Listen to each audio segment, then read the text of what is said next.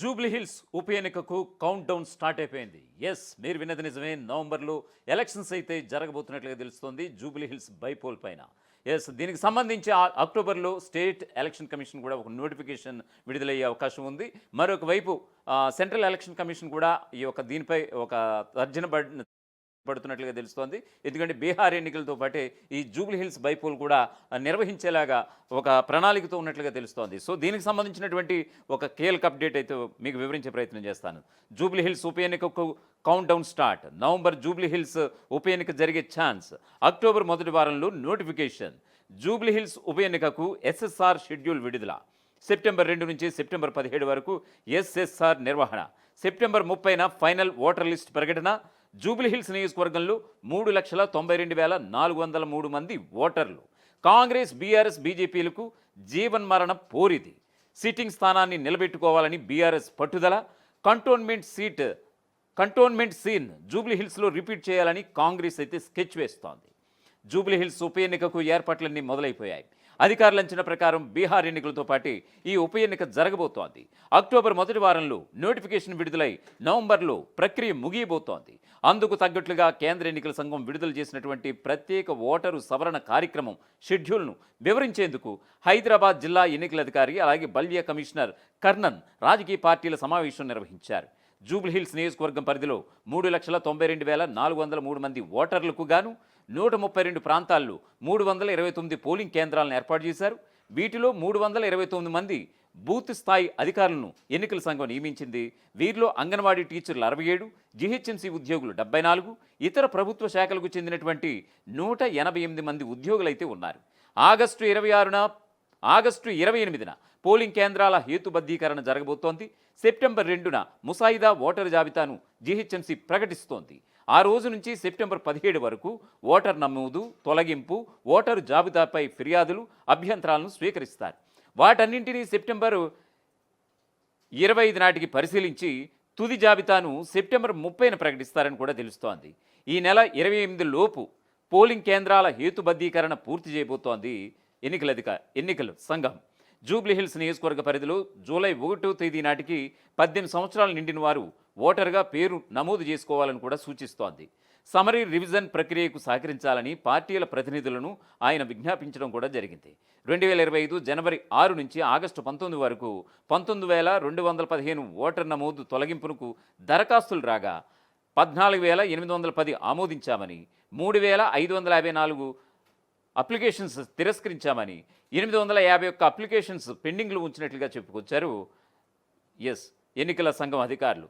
Polling కేంద్రాలను rationalization చేయాలని ఎన్నికల సంఘం నిర్ణయించింది. అయితే జూబ్లీహిల్స్ నియోజకవర్గంలోని ప్రతి పోలింగ్ కేంద్రంలో యావరేజ్గా 1,188 మంది ఓటర్లు ఉన్నట్లుగా అధికారులు అయితే గుర్తించారు. 1,200 మంది ఓటర్లకు పైగా ఉన్నటువంటి పోలింగ్ కేంద్రాలు, 1,83,1400 మంది ఓటర్లకు పైగా ఉన్నటువంటి పోలింగ్ కేంద్రాలు, 79,115 మంది 79,15,00,000 మంది ఓటర్లకు పైగా ఉన్నటువంటి పోలింగ్ కేంద్రాలు 14 ఉన్నట్లుగా గుర్తించారు. వీటిని 1,200 మందికి తగ్గకుండా ఏర్పాట్లు చేయాలని, ఏదైనా ప్రత్యేక పరిస్థితుల్లో 1,500 మంది ఓటర్లకు మించకుండా చర్యలు తీసుకోవాలని ఎన్నికల సంఘం నిర్ణయించుకుంది. మరొక వైపు సిట్టింగ్ సీటును ఎలాగైనా తిరిగి కైవసం చేసుకోవాలని బీఆర్ఎస్ భారీ కసరత్తు చేస్తోంది. మరోవైపు కంటోన్మెంట్ ఉప ఎన్నికలాగా జూబ్లీహిల్స్ ఉప ఎన్నికలో కాంగ్రెస్ జెండా పాతాలని అధికార పార్టీ భావిస్తోంది. ఈ ఉప ఎన్నిక విషయంలో తెలంగాణలోని ప్రధాన పార్టీలైనటువంటి కాంగ్రెస్, బీఆర్ఎస్, బీజేపీలు ప్రతిష్టాత్మకంగా తీసుకుంటున్నాయి. ఈ ఒక్క గెలుపు తమ పార్టీ భవిష్యత్తును నిర్ణయించడంతో కీలక పాత్ర పోషిస్తుందని కూడా భావిస్తున్నాయి.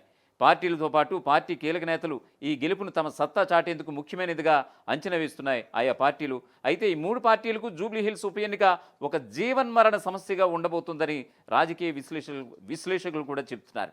తెలంగాణ వచ్చాక జూబ్లీహిల్స్ బీఆర్ఎస్కు కంచుకోటగా మారింది. ఇప్పుడు ఈ ఉప ఎన్నిక ద్వారా కాంగ్రెస్ ఇక్కడ పాగా వేయడానికి మంచి అవకాశం లభించినట్లు అవుతుంది. అయితే ఈ ఉప ఎన్నిక గెలుపు చాలా ముఖ్యమైందని హస్తం పార్టీ పెద్దలు సైతం భావిస్తున్నారు. కాంగ్రెస్ అధికారంలోకి వచ్చిన తరువాత ప్రజలకు ఇచ్చినటువంటి 6 హామీలు అమలు చేశామని ప్రతి వేదికపైన ఆ పార్టీ నేతలు చెబుతున్నటువంటి పరిస్థితి. అంతేకాదు బీసీలకు 42% రిజర్వేషన్ల అమలుపై నిర్ణయం తీసుకున్నటువంటి ఛాంపియన్ పార్టీగా చెప్పుకుంటున్నారు.